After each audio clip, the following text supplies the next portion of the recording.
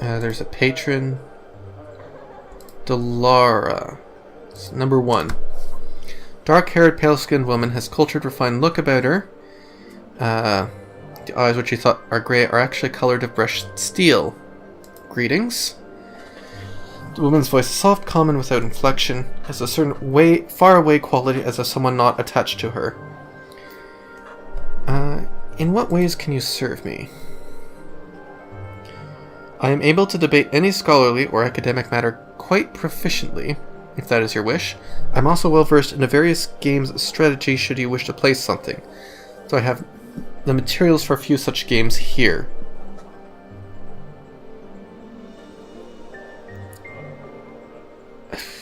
Okay, let's try debate. Don't think our Nameless One has... Yeah. I don't think it's going to go after anything of a more physical nature. Delora nods. That is correct. I am neither a tome nor a tutor. I have no desire to educate my patrons. Should you have a matter to discuss, however, the 15 factions and their effect on Sigillian politics, the most effective battle stratagems for warring in Archeron, the meaning of existence itself, I'd be most pleased to choose a counterpoint and engage you in debate. Right, let's choose a topic and see if we can best her. You choose a topic and begin. The debate lasts a long time as the two of you exchange points and counterpoints, each attempting to methodically undermine the other's position. As you speak, a strange feeling begins to come over you, a memory trying to surface.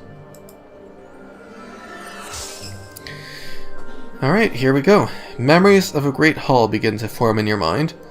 A vast place full of well-dressed elites. A formal ball was taking place. Before you was a small, impeccably dressed fellow who wore a golden medallion. It was emblazoned with a symbol you dimly recall as a sign of one. The two of you stood in a circle of onlookers who'd gathered to listen to your debate. Alright, and then she replies, alright, so this is the end of our debate, I guess. But that's impossible, the man was saying. Oh no, this is a continuation of that memory. But that's impossible, the man was saying, looking perplexed. Oh, but it is, you recall yourself replying. I've made several inarguable points and given you a number of examples. You simply don't exist. Okay, you simply don't exist. But you can't. Were I to accept that, Yes, you'd cease to exist. And without a flash of light or puff of smoke, with no fanfare of any sort, the man was simply gone. The onlookers oohed and awed. Some clapped. You remember giving a flourishing bow and walking away, a small satisfied smile upon your lips. You suddenly realize Delora is watching you closely. Are you feeling well? We might finish our discussion at another time, should you like. Now let's continue. As hard-pressed as you are to beat Delora's infallible sense of logic, you eventually win out. She merely nods in approval. You're a most skilled debater. This there is no denying. I do feel, though, that had I time to perform some research, you might not have bested me. Just say thanks. If you like, we can debate once more upon the same topic. It could argue your position this time, should you desire it.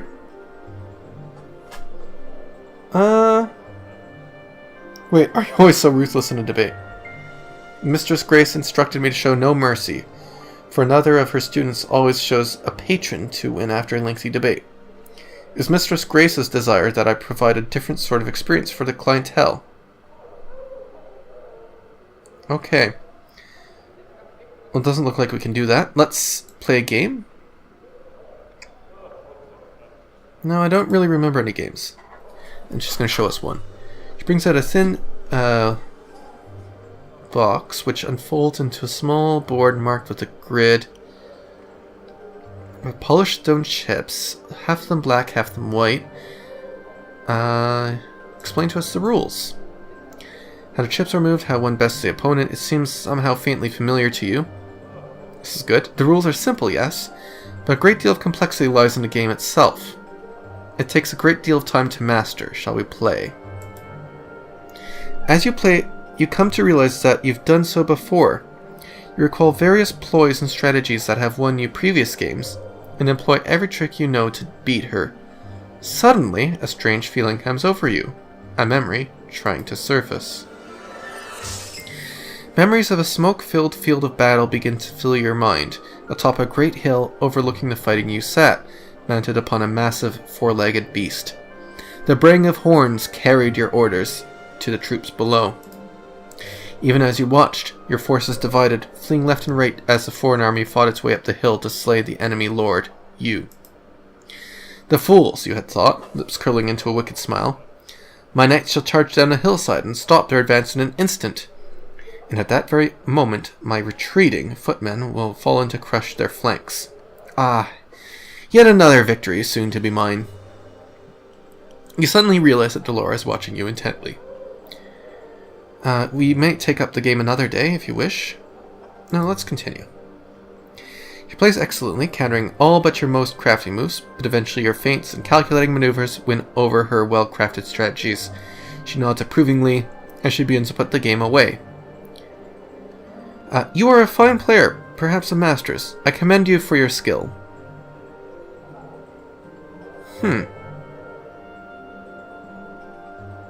Okay. Do you always play mercilessly?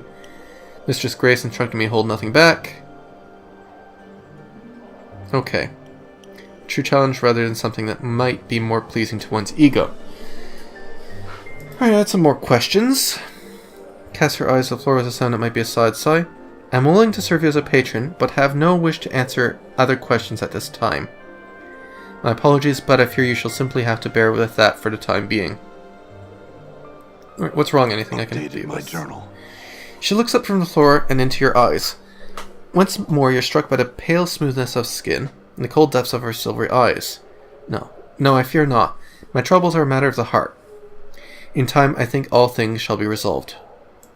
Well, let's push this a bit further. Are you sure there's nothing we can do? Certain? She pauses, as if thinking. No, I am not. My first love, Merriman, possesses still the keys to my heart. So long as he has them, I shan't be free to live another. This is the cause of my melancholy. Why don't you seek him out and speak with him? I may not leave this place. The reasons why are deeply personal, and not to be shared with strangers, even ones who might bestow kindness upon me. But suffice to say that I cannot seek out Merriman myself. Alright, I'd like to say, I think the Nameless One would say, if I see him, I'll let him know to come here. I don't think we'd ask for a price. I think we'd just say, if we see him, we'll talk to him on your behalf. And this is the closest answer to that. Updated my journal. Delora nods, a slight hint of a smile appearing on her lips. She bows her head. Were you to find and speak with Merriman, I would be most grateful. He is a member of the Society of Sensation, so you may wish to ask for him at the Civic Fest Hall. Good. What is this? This strange cubic creature seems to be as much machine as it is organic. As you approach the thing, it silently stares at you with wide, unblinking eyes. There's no emotion. Come on, Chief, we're in a building full of some of the sexiest chits in the side of the multiverse, and you're stopping to talk to Modrons? What can you tell me about them? What's there to say? Annoying little clockwork pests. They're always working to impose law and order upon the multiverse. Not good, mind you, just law. Let's forget about them and chat up the ladies, eh?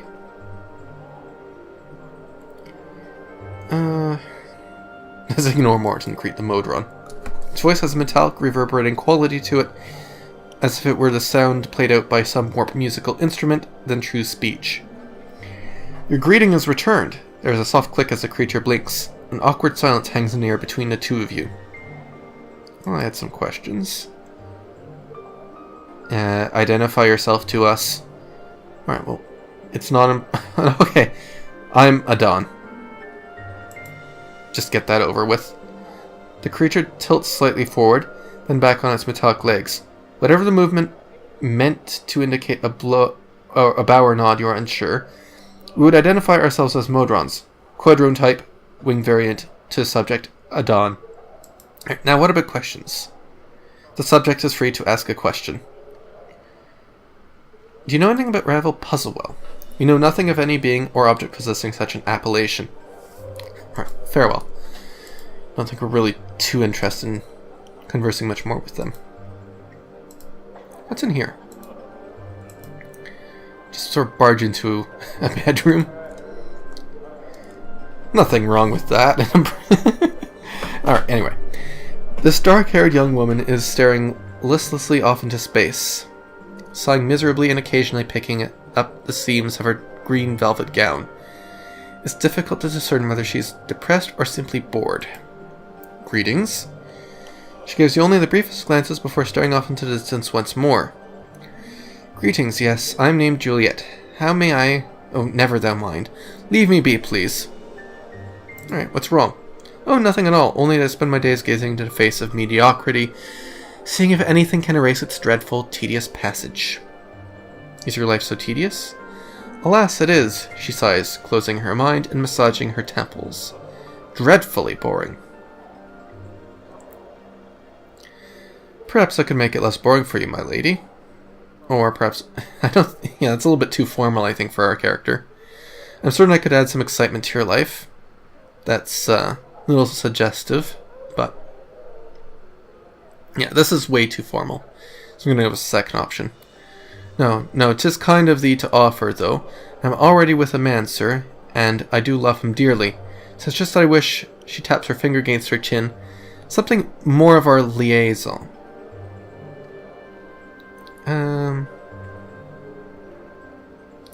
There's a problem with the relationship? Or is the relationship lacking, then?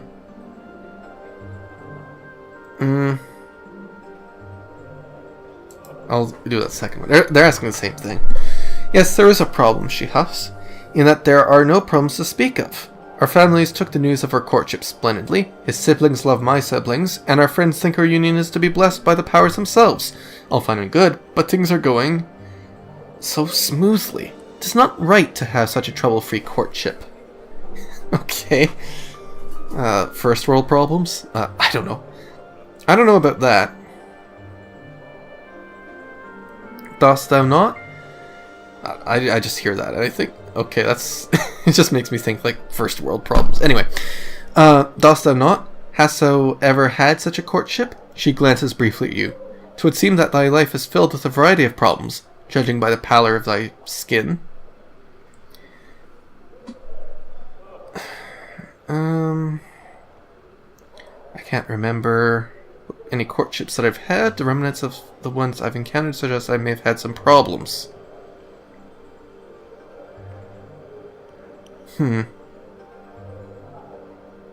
Well, would we be that open? I don't think we're really... Oh, okay, we'll say this. So it's just that all my friends have such interesting relationships, one fraught with turmoil, feuding families, daggers at one another's backs, poison, mad siblings, and irate fathers with large swords. I have a lover whose family loves me, and whom the world loves. She sighs again. A great source of annoyance. How I wish I could formulate some way to spice things up. Morta floats close to you, whispering, I feel sorry for her lover. He doesn't know how bad he has it. A chit like this is nothing but trouble.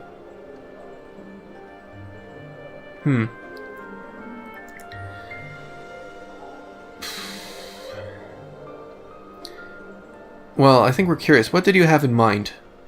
I'm not sure. Some element of danger or jealousy. Something intense.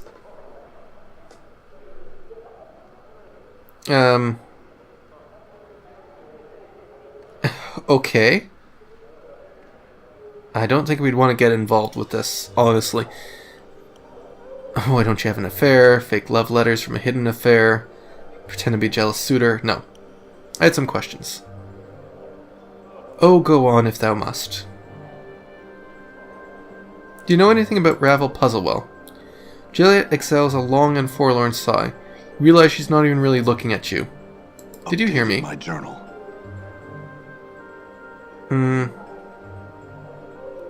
Okay. Alright, let's go back, because she's obviously distracted. So we've already gone through all this before. I don't know about that. I don't remember. Alright, that doesn't sound wise. To spice up your relationship with something intense and trouble.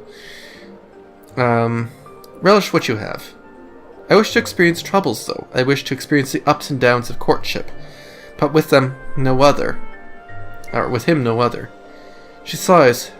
Ah, such a thing as love. It can be dull as a club, and is of no use to an aspiring sensate.